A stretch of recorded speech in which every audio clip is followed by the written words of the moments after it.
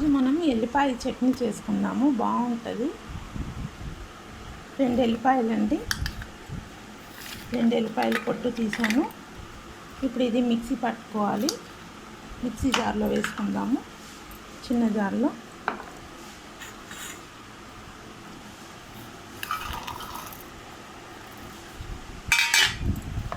మీరు ఎంత కారం తింటారో అంతే వేసుకోవాలండి, ఎక్కువ వేయొద్దు, కారం అవుతుంది. నేనైతే 2 స్పూన్లు వేస్తానండి.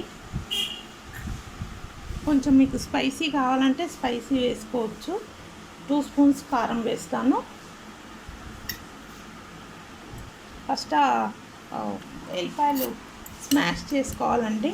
2 స్పూన్స్ వేస్తున్నాను. సాల్ట్ కూడా వేసుకుందాము. 1 స్పూన్ సాల్ట్ వేసానండి. ఇప్పుడు ఇది కొంచెం బాగా మిక్సీ పట్టుకుందాము. బరకగా పట్టుకోవాలండి. మిక్సీ పట్టామండి, ఇలా బరకగా ఉండాలి. చూసారు కదా, ఇలా ఉండాలి. ఇప్పుడు మనం ఇందాక కారం ఉప్పు తీసి పెట్టాం కదా, ఇందులో వేసుకొని మళ్ళీ ఒకసారి మిక్సీ పట్టుకుందాము. చాలా బాగుంటుందండి. వర్షం పడుతుంది కదా, మంచిగా స్పైసీగా బాగుంటుంది. చేసుకొని తింటే వేడి రైస్కి చాలా బాగుంటుంది. మనం మిక్సీ పట్టుకుందాము. మిక్సీ పట్టామండి, చూసారు కదా, ఇట్లా కారం సాల్ట్ అంతా వేసి పేస్ట్ చేసాం కదా. ఇప్పుడు మనం ఇది తాలింపు చేసుకోవాలండి. ఆయిల్ ఈ ప్యాన్లో 1 పావు ఆయిల్ వేసి వేడి చేసుకుందాము. స్టవ్ ఆన్ చేసుకుందామండి.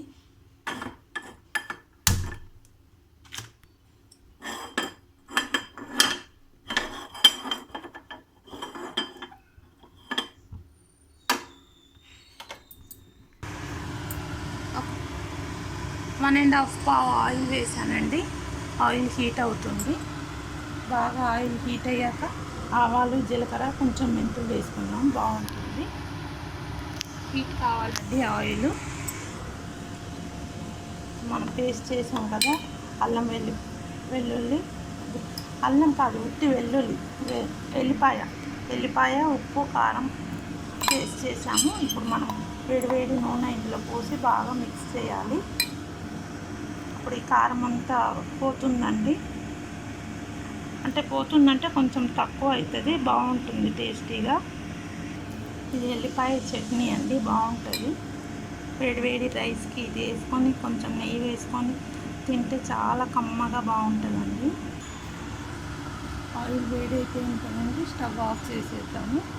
ఇప్పుడు ఈ నూనె మనం ఈ చట్నీలో వేసేద్దాం. వేసేసి వేడిగానే పోసేయాలండి. ఇందులో మంచి కమ్మటి వాసన వస్తూ ఉంటుంది. ఇప్పుడు మనం ఈ ఆయిల్లో ఆవాలు, జీలకర్ర వేసుకుందాము.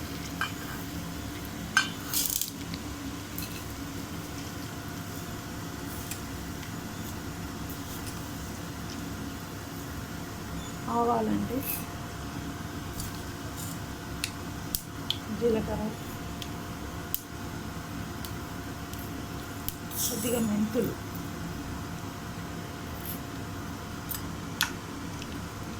ఈ వేడిలోనే అయిపోతుందండి. చాలా వేడిగా ఉంది కదా ఆయిల్. ఇప్పుడు ఇందులోనే వేసేసుకున్నాం. ఇది కూడా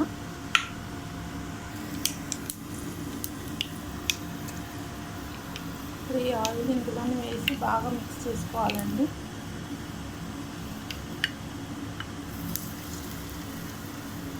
మంచి గుమగుమ వాసన వస్తుందండి. వెల్లిపాయలు కదా, చాలా కమ్మటి వాసన వస్తుంది. మీరు కూడా చేసి ఇలానే తినండి, బాగుంటుంది. దీనికి పప్పు అయితే ఇంకా బాగుంటుందండి. తీయపప్పు వేసుకోవాలి. తీయపప్పు వేసుకొని ఇది పక్కకు పెట్టుకొని తింటే చాలా కమ్మగా ఉంటుంది.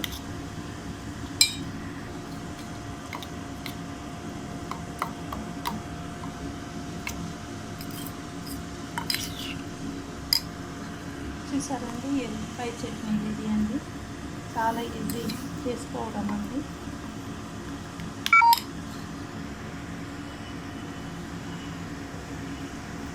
Thank you.